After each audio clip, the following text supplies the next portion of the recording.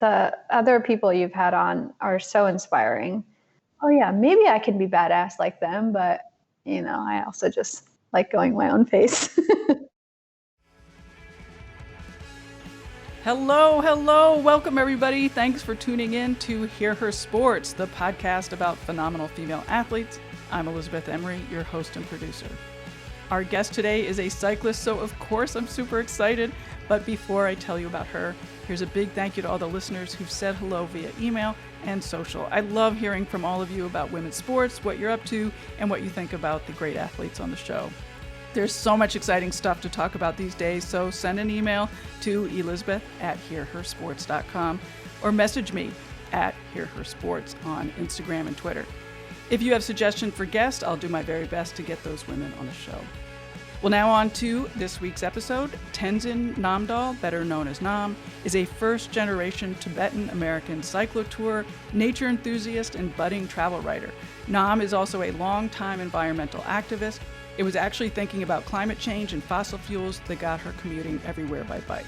And then one thing led to another. She now rides her bicycle full-time and advocates for gender and racial diversity within the outdoors industries. Nam is one of the co-founders of WTF Bikexplorers, a nationwide group that brings together women, transgender, femme, and non-binary cyclists for a 3-day summit and organizes long-distance bikepacking tours throughout the country. I'm someone who often suffers going up climbs, so it was really great to hear Nam's perspective on riding up and up and up to 6,000 feet with a group. It was also really interesting to hear her thoughts on how the gender inequities in bike racing trickled down to other parts of the industry. She also just shares her plain joy of riding and hanging out with her like-minded cycling buddies. I'm really honored that we found a moment when Nam was in one place with some Wi-Fi and also to witness her life of adventure and travel as we set those things up. Well, with all that, we better get started. I'm here. And you sound really good. Good. Where are you? I am in Portland, Oregon. Excellent. The cycling haven. Yes, for sure. For former punks. How did you get from Headlands to Portland? We drove. Me and my partner live in a van currently, so we get to be very nomadic. Yeah. Okay. Well, that's one of my first questions, and this might seem like super basic, but what is your life like?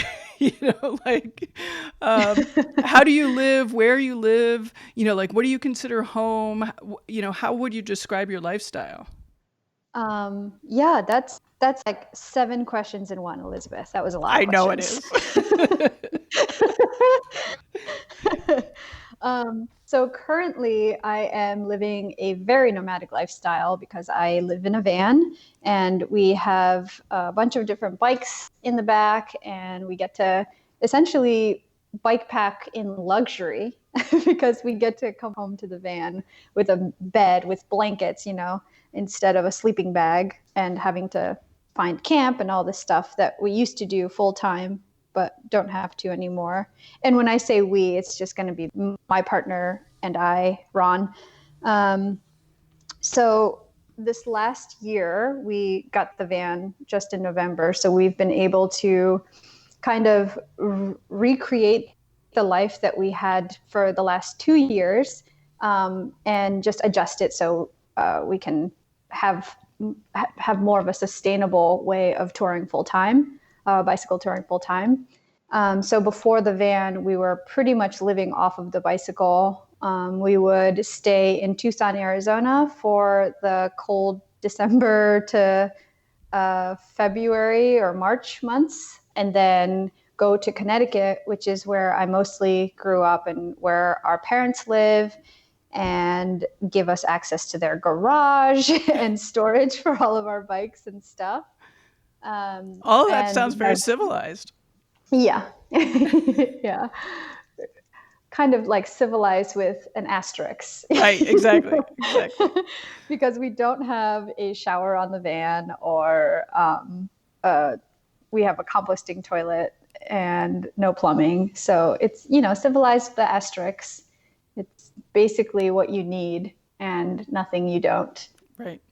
Maybe some things you don't need, but... Right. So with the van, are you driving, you're deciding where you want to go and sleep that night and you drive there and then you do a bike ride from that spot and then come back there? Yeah, I mean, it's mostly been good weather hunting for us, and for the last few months since March, actually since late February, we have been going around the country or driving to different places to showcase a movie that we made called California Gold.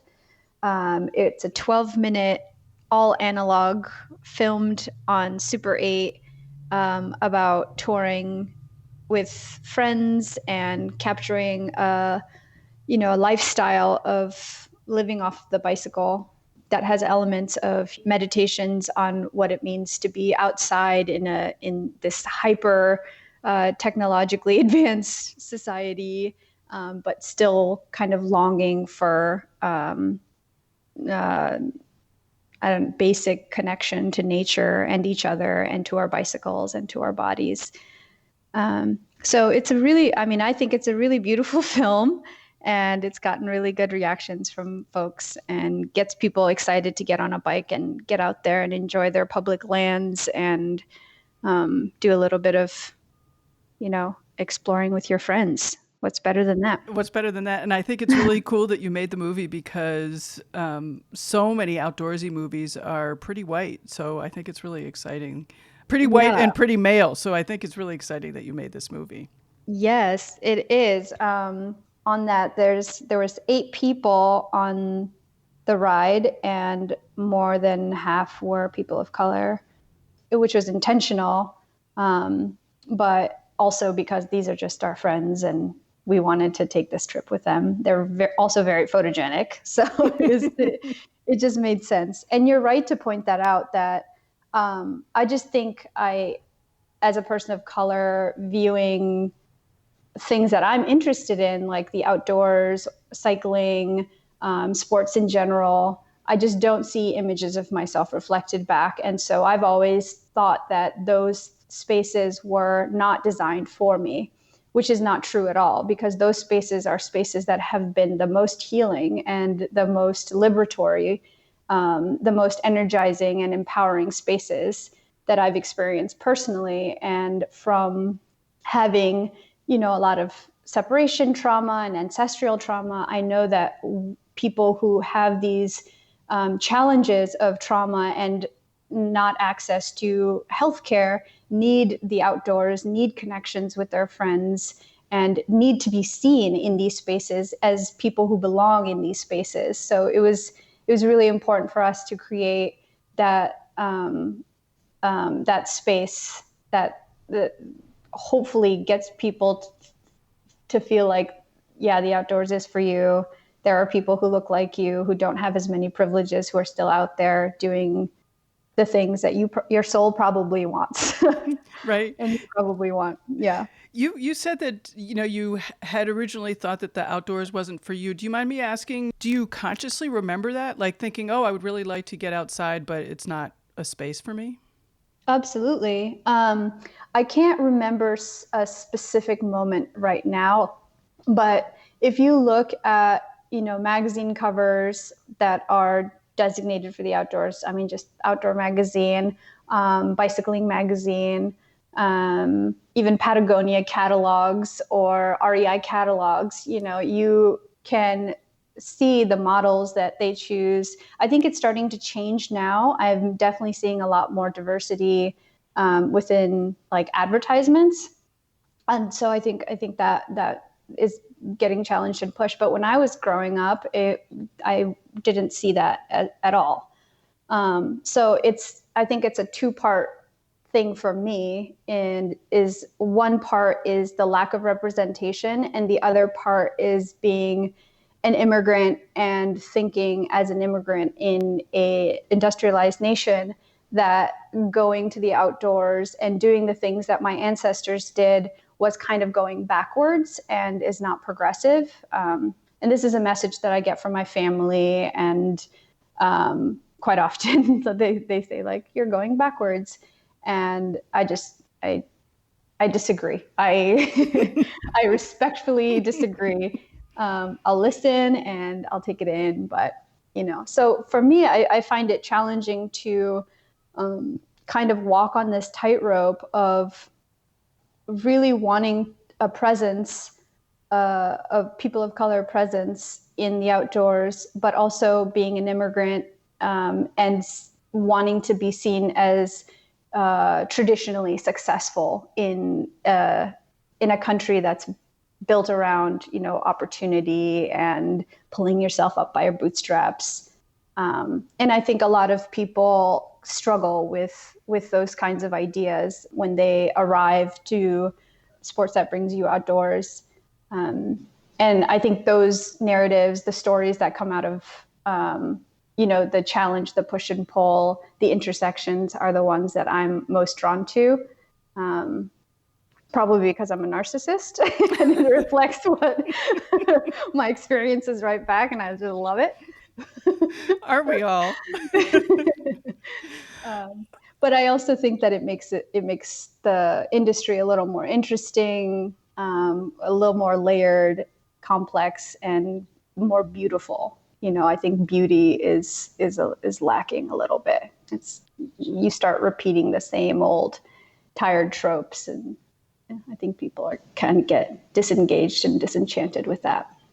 And you also have a history of starting sort of diverse spaces or creating diverse spaces because you created WTF Bikexplorers. Mm-hmm. So talk a little bit about that. I know that you have a summit coming up. Unfortunately, it's completely full up and sold out in 2 hours. So we can't instruct listeners to go and sign up. But talk a little bit about that and how you got started. Yeah. So WTF Bikexplorers is kind of a passion project among me and 5 other cyclists who are WTF identified. And that kind of organically came out of separate conversations that the 6 of us had on separate rides. But we were kind of all traveling in some ways together, but not in the same places. And having these repeated conversations, mostly what I just talked about, the lack of diversity, the lack of just images of women riding bicycles that wasn't sexualized or objectified. That's very basic stuff. What I'm looking for is just rethinking of gender completely. I don't want gender to be a barrier for people riding bikes ever. And that's a big thought, but WTF Bikexplorers was kind of the practice of that theory in action. And it started, we had our first summit and ride series last year, and we're in our sophomore year right now. But last year we had rides that were only open to WTFs exclusively. So WTF is women, trans, femme, and we also include, non-binary, genderqueer, anyone who is not cis male, essentially. Because we found that when we create spaces for ourselves, that we are able to learn more, connect more with each other, and just be a little bit more vulnerable because we don't have that extra layer of dealing with, patriarchy. Right. Not that, you take men away and all of a sudden there's no patriarchy, but it does kind of lift a little bit of the overt experiences or triggers that people might have. So when we came together for rides and when we came together for the summit, there was just so much joy and nudity and just unabashed celebrations of each other, and knowing that we could support each other, not seeing each other as competition, but as comrades. And we just had to do it for another year. And it was obviously something that wasn't just felt by the 6 of us organizers, but it was felt by lots and lots of people. And I think that's why we sold out in 2 hours this year, because people last year, they learned that we existed, and this year they really wanted to participate. So we're recreating the ride series and the summit again. Do you expect to continue for more years? I'm personally not sure. This is a wonderful thing to have started and initiated, but I'm ready to step back and let others lead. It's a lot of work, I bet. It's really rewarding work. So I love the work. It introduces me to fantastic people that I never would have known about if it wasn't for this work I'm doing.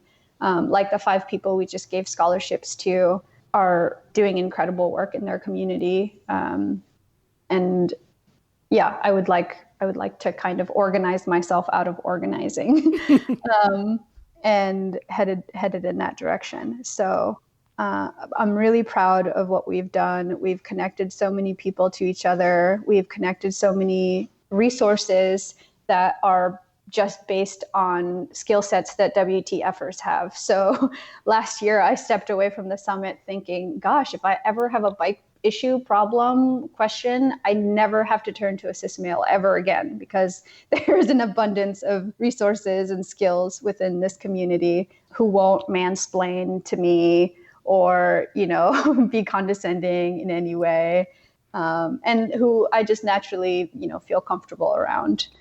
The bike industry has such a terrible reputation for being inequitable, especially for females, and it's entirely deserved. I just recently read a report about how bad it is and how much worse it is than other sporty spaces. I don't know, what did you learn in the summit and sort of connecting with non-cis males and sort of ideas maybe that you have for the bike industry? Mm-hmm. So it's difficult to think about bikes and not talk about racing, even though WTF Bikexplorers is not about racing at all. We care about going and adventuring out into the woods, and kind of connecting with each other more so than competing with each other. But a big issue that I see in cycling is the lack of pay for women athletes as opposed to men. I mean, even just in prize money, even just in broadcasting races or pay for women athletes, that's pretty standard across the board. And wait, what was the question? I don't know if you have any thoughts about. I mean, I'm thinking very specifically about, a woman walks into a bike shop and just, has a terrible experience. Yeah.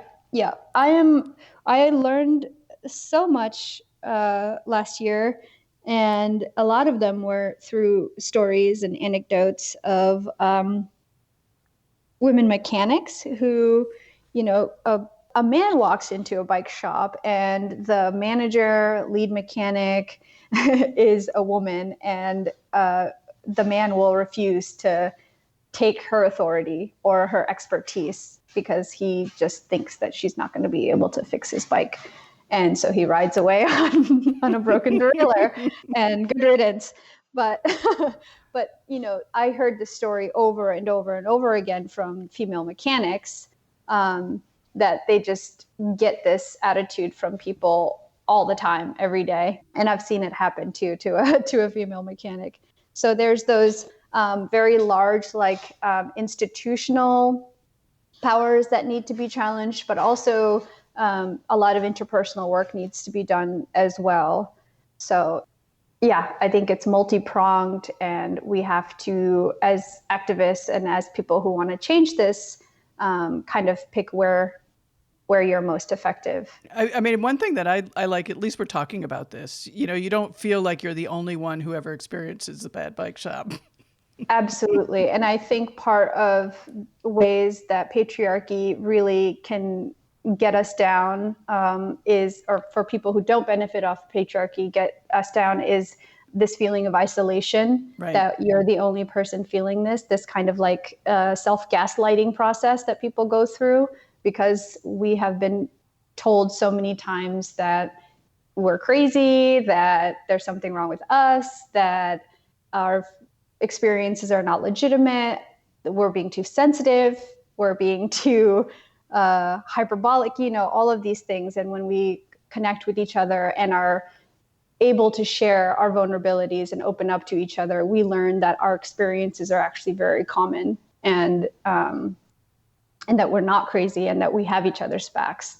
So it's been super rewarding to be able to have those experiences and share myself in whole truth and have others do the same thing. Is wonderful. Like a big thing that came out of the summit last year was, we're here talking about bikes, but we're not really talking about bikes. We're talking about our experiences and the things that shape us and the reasons why we go out adventuring, even though the world tells us that it's a dangerous place for WTFers to go out there alone. Right. The questions that you're asking, both with the WTF Bike Explorers and the summit and all that, but also with the film, about who is showing up and why they can't be heard and, stuff like that, it often requires a total shift in perception. Well, I have, so I'm Tibetan, and I was born in India, and I moved to the States when I was 10. So from when I was a kid, I've been in activist scenes. As a Tibetan, you're pretty much born with like a bullhorn in your hand to go to rallies and marches, because it was just taught that the world is not right. There's immense suffering in the world, and our job as Tibetans and as Tibetan Buddhists is to change, to lessen the suffering as much as possible.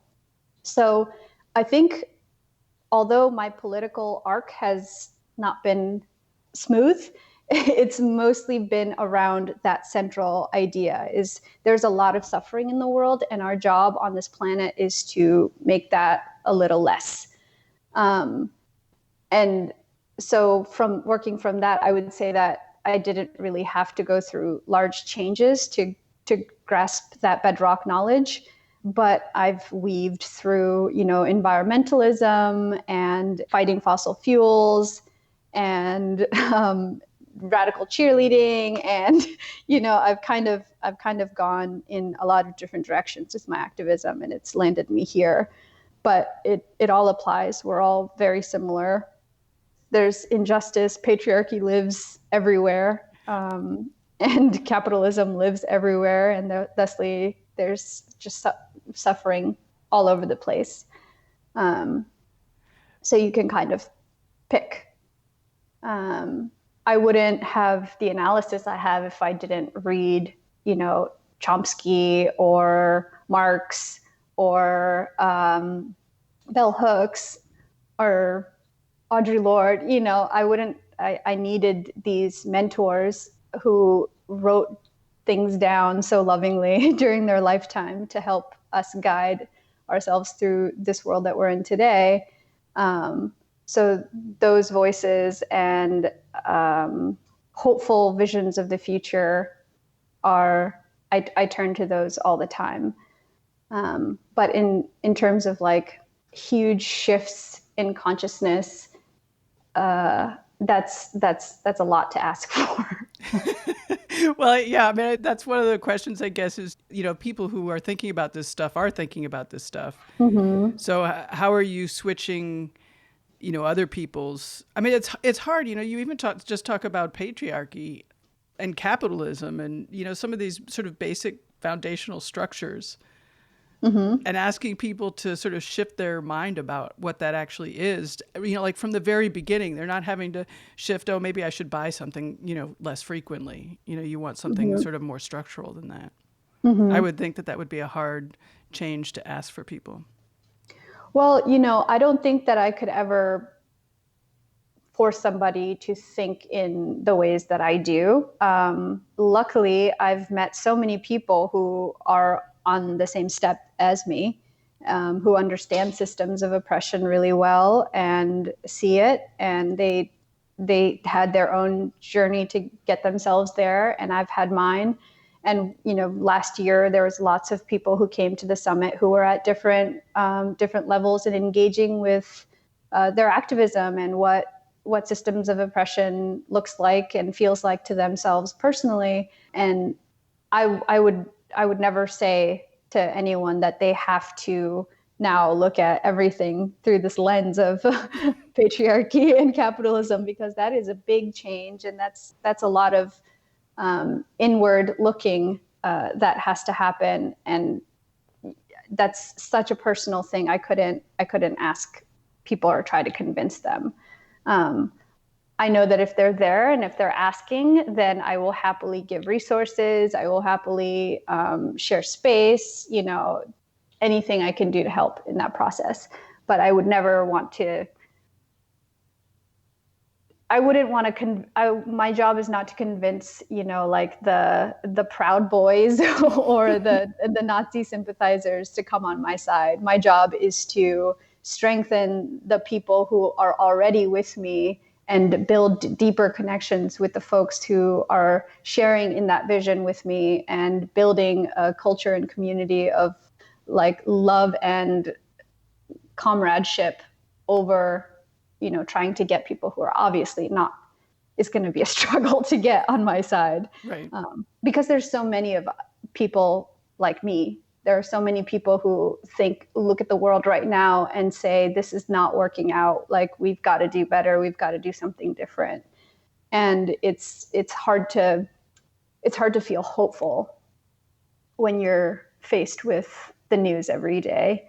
But I think about everything that the news might be delivering to you today. There has been an organized body of people fighting exactly that.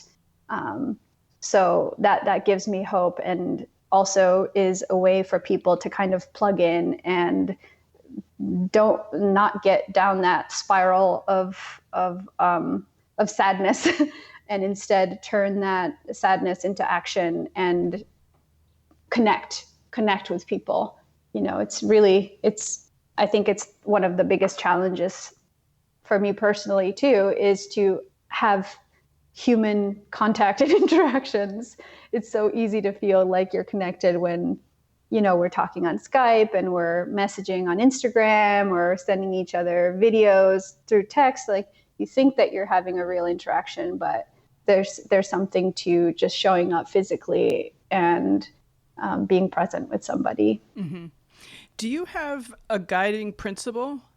And I think this is a bigger question. I'm probably not going to phrase it that well, but I'm sort of curious, do you have a guiding principle that set you out and then you discovered cycling and the cycling merged with that? Or sort of where does the cycling fit in? I'm asking 7 questions again. Mm-hmm. It's great. And my responses are all over the place. So it's going to be great. I came into cycling because I was a student environmental activist in high school and college and throughout my 20s, and just, reading about climate change and listening to Al Gore when he first told us the inconvenient truth, I think changed my mind in a pretty big way. And I went from, thinking that I was just going to be fighting for the freedom of my people, the Free Tibet movement, to thinking about pivoting to climate change as the largest threat to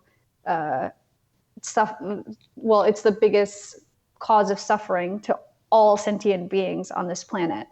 So I was like, well, Tibet is very specific, but this affects all of us, including the plants and animals, critters, all of us. So something's got to be done. And the reason why global warming exists is because of this immense burning of fossil fuels. So it's a little problematic right now for me to say I'm living in a van and driving all over the place burning fossil fuels, when the original reason why I wanted to ride bikes was so I didn't have to drive a car.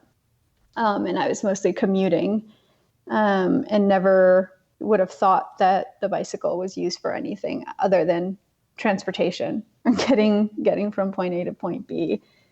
So that was kind of how I got into bicycling, is already having this appreciation for reverence, actually, for nature, and needing nature for my mental health, and then having learned all the skills about bicycle touring in mostly on the back roads, is it just kind of flowed nicely with each other.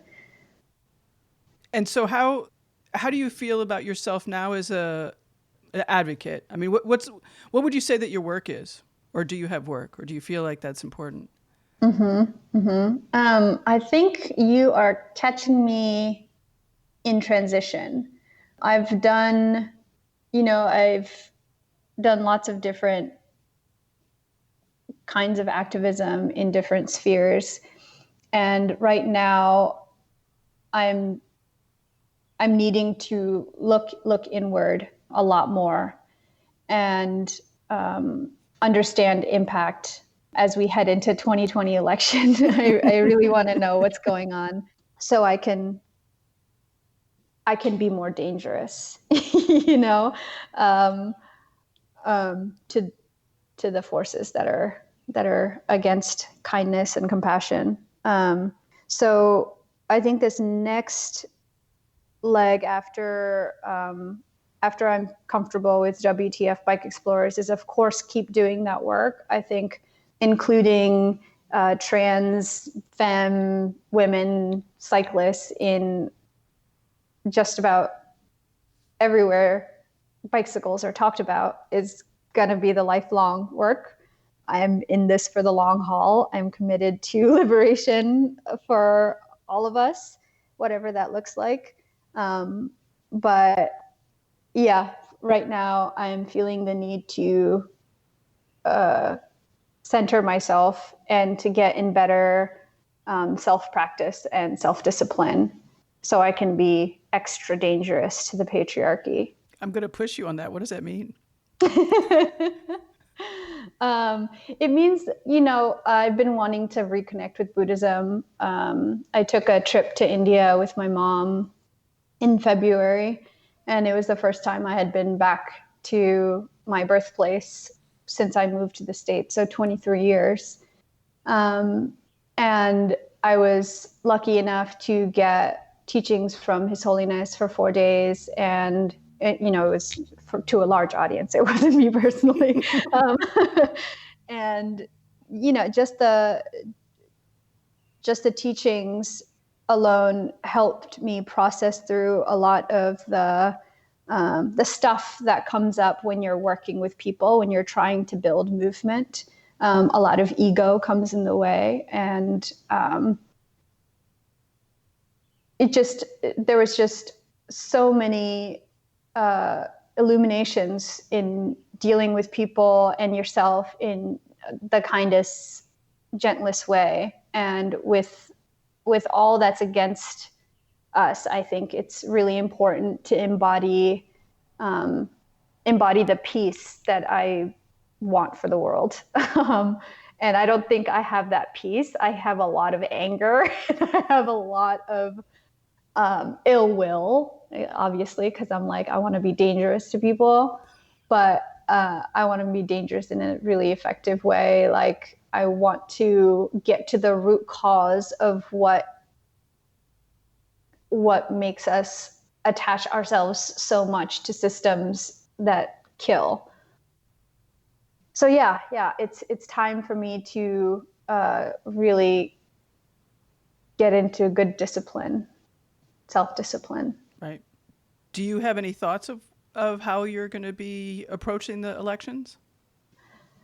I was just talking with a friend last night over this very table that I'm sitting at right now about the elections, and currently I'm registered to vote in Connecticut, which is just going to be a blue state anyway.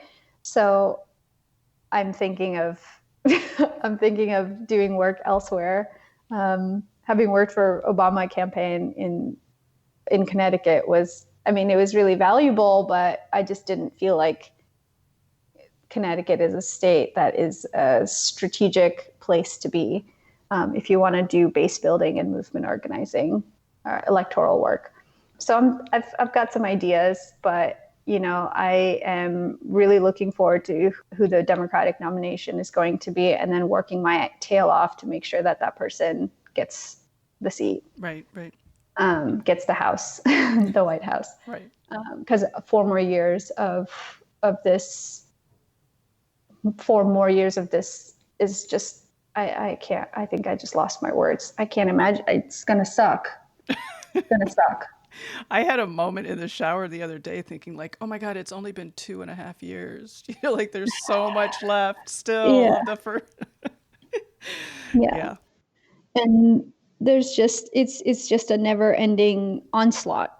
Part of the reason why I feel like I need to journey inward to be really internally strong is to make sure that I have good boundaries for what comes in and disrupts my day and disrupts my mood and my attitude, because that gets in the way of how I talk to people and how I approach myself and others in the very important healing work that needs to be done. And this presidency has taught us that there's never an end to the assaults that comes at us every day. So, this is the work that I think is really important. Mm-hmm. I was interested in something that you said earlier about being an immigrant, and you're going backwards. Do you? I've been reading a lot about scarcity mentality lately, and fear of not having enough. Basically, Yes. Was it hard for you to sort of scale back and live in a van? And that's an upgrade for you. It sounds like you have been sleeping on the ground and not in sheets and beds, like you said. Mm-hmm. How have you avoided something that is just sort of part of normal everyday life? Like having a house, having stuff. Yeah, I think I'm struggling with that. This last few months have been tough because, I've been nonstop moving, and I'm very much looking forward to the 1 month in Connecticut where I'll just be in Connecticut. That's going to be really nice. But the scarcity mentality is super real, and I see it in my mom a lot. She doesn't want to throw anything away, even if it's not working anymore. She just wants to save, and to her own detriment. I think the house is cluttered, and she still doesn't want to throw things away. And I understand where that comes from. Having gone to India with her, she was kind of pointing out, look at how little we had. You came from very, very humble beginnings, and we are in a house that's heated with a soft place to sit and food to eat, which was not available to her when she was my age, and she had just worked so hard. So it does feel like there are days when I feel like I'm just not doing what I'm supposed to do as a good immigrant kid with so much available to me. I struggle with that, honestly. And I sometimes wonder if I'm doing the right thing by leading this kind of life. And I don't know if I'll find peace with that anytime soon. I'm 33, and I'm not very smart. I was when I was 17. I knew everything, but now I don't know anything. I wish I was 17 again. But yeah, that's definitely going to be something I will struggle with. The pressures from family and my culture and society says one thing, but I find inspiration in young people, young Tibetans who send me messages on Instagram or otherwise, and will tell me how liberating it is for them to see a Tibetan like them who's out there kind of forging her own path. And that gives me motivation to keep doing what I'm doing, because this does feel right. I don't know what I would do if I didn't ride bikes outside with my friends and camp and make fires. I want to get back to cycling a little bit. What was your latest adventure, and maybe talk about that a little bit? So I just did an overnighter with a co-organizer of WTFs. 3 of the co-organizers live in Portland, so it's pretty nice to to come here and connect with them. And Portland, the areas around here is so beautiful. We just took a trip to Frog Lake and did some trails around that area and did an overnight for Memorial Day. It was really, really sweet trip. And since we've been in the van, I haven't done these like long epic journeys. They've been mostly, shorter rides or day rides. But the last long trip that I did was through Big Sur with, 13 other people. And it was so, so beautiful. California is so green right now. And when we were riding through, all the flowers were popping up. So it was just extra majestic and glorious. And then we went from the mountains, the Los Padres Mountains, down to the sea and saw whales and sea lions and all these other little woodland creatures. And what are the days like when you're doing those longer trips?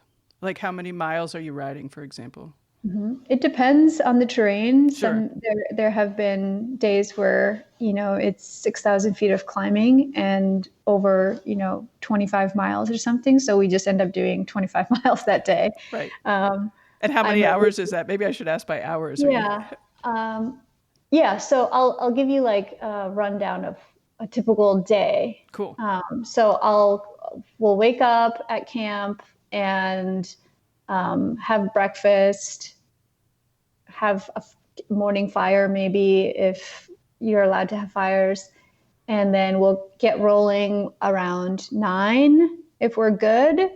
But more than likely it's like 10 we get rolling. And I like that style. Yeah, it's very, very easy. And then we just ride until the sun goes down or close to the sun going down.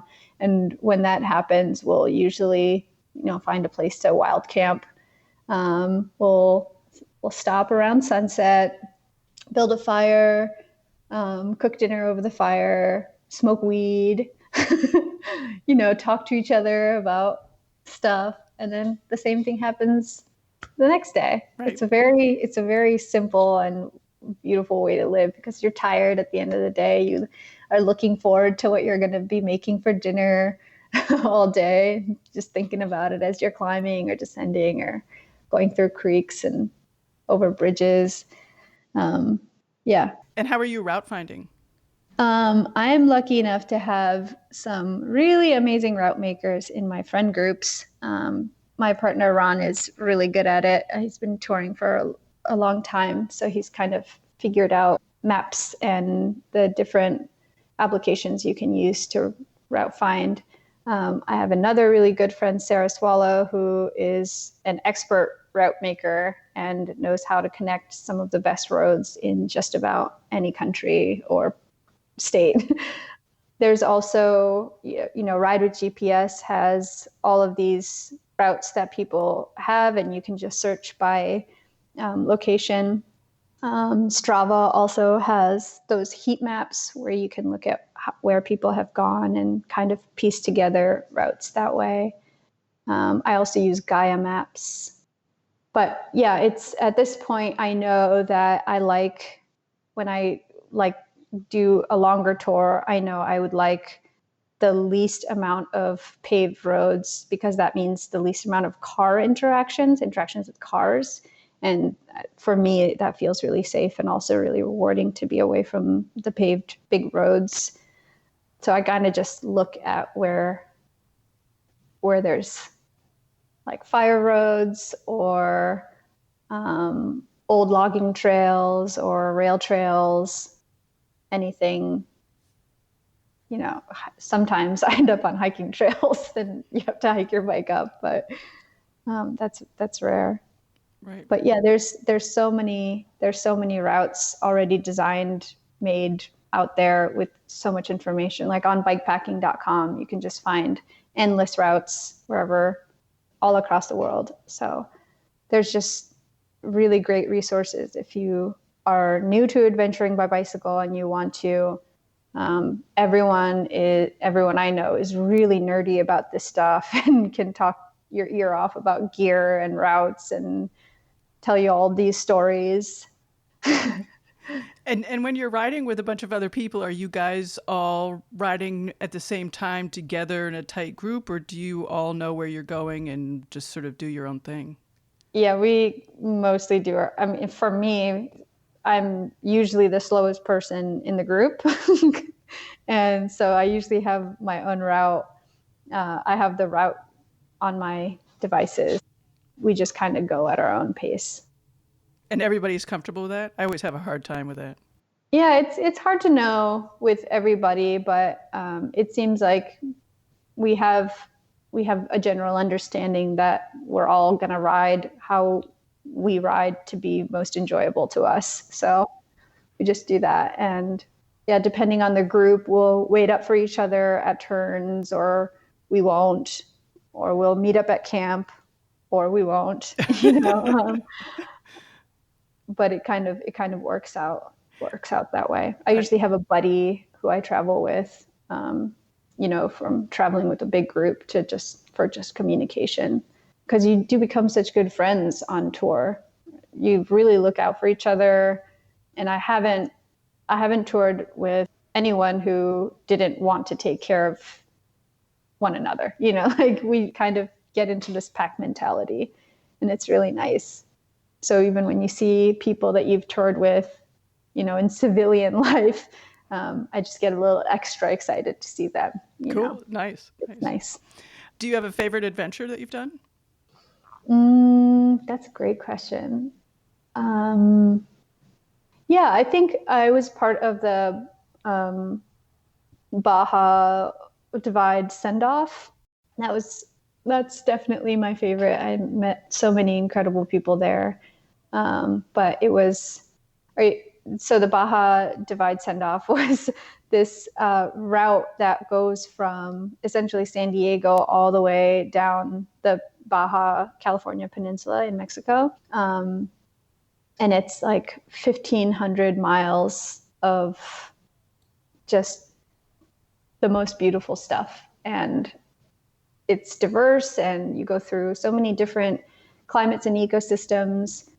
And this send-off 2 years ago was had 100 people, and 50% of them, I would say more than 50% of them, were not cis men, and just so many opportunities for friendship. And they definitely emerged, and we had a really good time. Definitely felt like we were a wild pack of dogs, just like running through Baja California. That was really wonderful, and that's where I met or strengthened relationships with two of the co-organizers for WTF Summit. And that's actually where we started talking about bike culture and what was missing and what we would have liked to see change. So I think that was my favorite, because they was beginnings of so many things for me.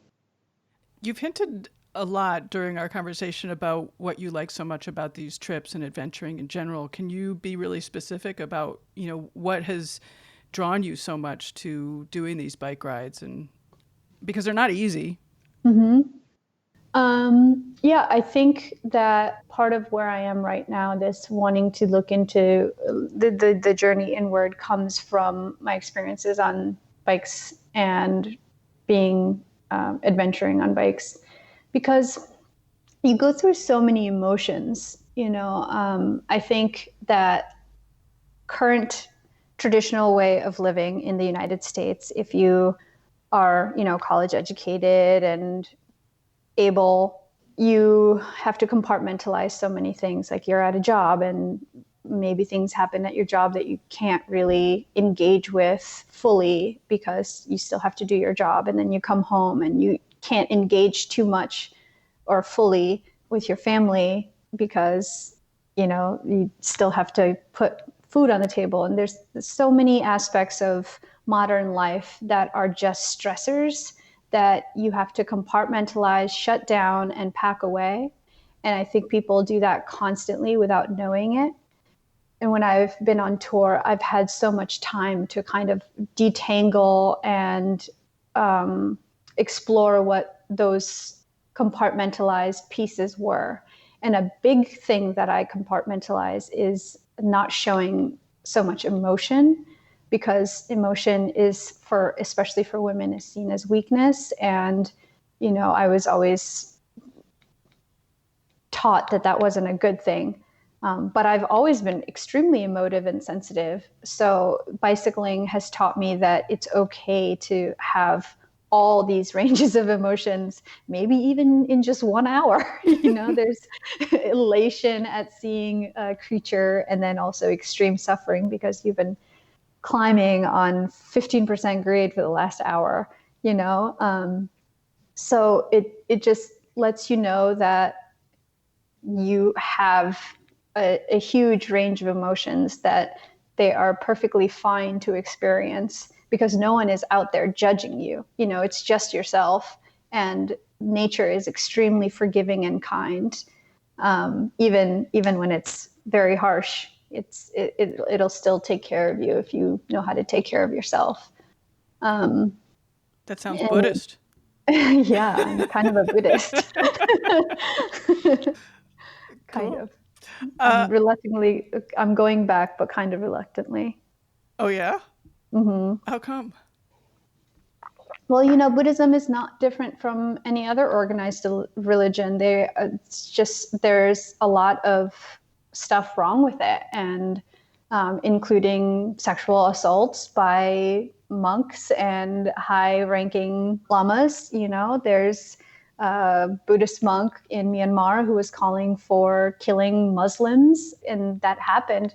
There was a huge assault and killings of Rohingya Muslims in Myanmar because of Buddhists. And I had so many issues with it, but I think what's missing is, right now on a larger scale, is an organized religious left, because that has been a very powerful force in the past, and that has been kind of dissipating, I think, because religion has caused so much trauma for people.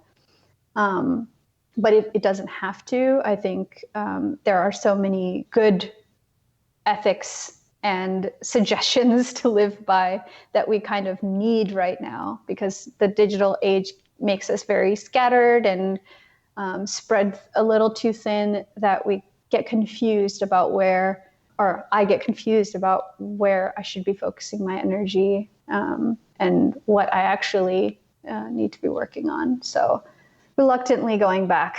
Right. Because I need it, but I'm mad at it too. You can have both. We can all have both. Exactly. You're describing the bike ride, and some of the times climbing for 2 hours or whatever can be really hard. And when you described it, it sounds like, oh, it's easy. I'm just going to sort of be okay with my pain and discomfort. Is that the reality of the situation? Like, what's actually happening when you're suffering during these rides?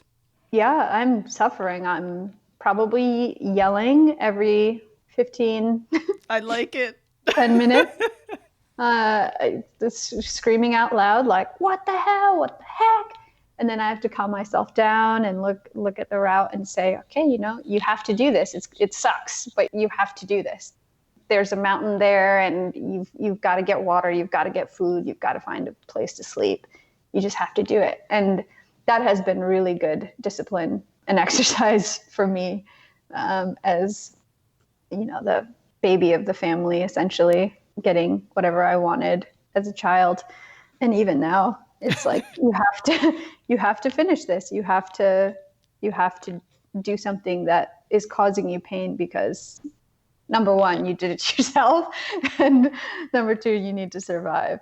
So that's been good. But yeah, definitely lots of curse words, and I try to distract myself sometimes if nothing works. I'll look at flowers or try to identify a plant. Try to look for plants to eat. Well, I'm glad to hear that, sort of, because, yeah, it can be hard. I suffer on climbs a lot. Oh, yeah. Yeah, it's definitely a sufferfest. Yeah. But, another thing is I take my time, too. I'm not, because I don't have, like, the race mentality, I can say I can, within a reasonable amount of time, I'll say, like, I don't have to get up there top speed. I get up there when I do, as long as I get up there. And that super helps. I'm impressed that you're comfortable, not trying to keep up with other people. Oh man, it's kind of been forced because there's no way I could keep up with some people. I often ride with people who've been riding for a really long time and are experts and former pro racers, and there's just no way. I used to feel really self-conscious about not being fast and feeling like my lack of skill was getting in the way of other people enjoying their ride, or just having anxiety around my speed. And although I still have it sometimes, I've really learned to manage that. And I've learned to do that by kind of prioritizing my own enjoyment on the bicycle rather than trying to project or control what others might be feeling on their bike. It's just about me, and I'll communicate that. Like I'll tell people I know who are much faster than me, like, please go at your pace. I'm going to go at mine, and I couldn't even try to keep up with you if I wanted. And that's been really good. So you carve out the experiences that I need, and that in turn has been really empowering because it makes you think about what you want from this ride instead of going with the flow or trying to match a culture that no one communicated. Right. Uh-huh. I also don't like to hold people back, so it's good to be able to communicate in advance. I'm not very good at it, but I do get it. Yeah. Well, we have been going way longer than I said, so I want to thank you a ton for taking the time to be here. I really appreciate it. Yeah, thank you for being so flexible with my lifestyle. It's been really nice. Well, if you can't tell, I'm really intrigued by that, and it's very appealing, I have to say. Yeah. All right. Well, thanks a ton. Really, it's been great. All right. Peace, Elizabeth. Oh my gosh, that was so great talking about cycling. I love it. Thank you, Nam, for being on the podcast. I am organizing a screening of the movie California Gold, so if you are in the Cleveland area, stay in touch. Sign up for the newsletter to find out all the details about that. Nam is active on social media. You can follow her at Good Old Nam, GOODOLENAM. As always, there's lots of links in the show notes, including Nam's Instagram link. So head over to hearhersports.com to find out more about her and what she's up to. It's really super rewarding for me to talk to all these incredible women and be motivated every week. But I want more people to know about them, to follow what they're doing, and of course to keep pressure on the media to cover women's sports. Share the podcast with your buddies. You tell 2 friends, they'll tell 2 friends, and so on and so on. And keep listening. Say hello by email or social. Our theme music is by the band Goldmines, our logo by Agnes Studio. I'll be back in 2 weeks. Bye-bye. I think people are getting tired of business as usual and they want to start their own business. It's kind of exciting.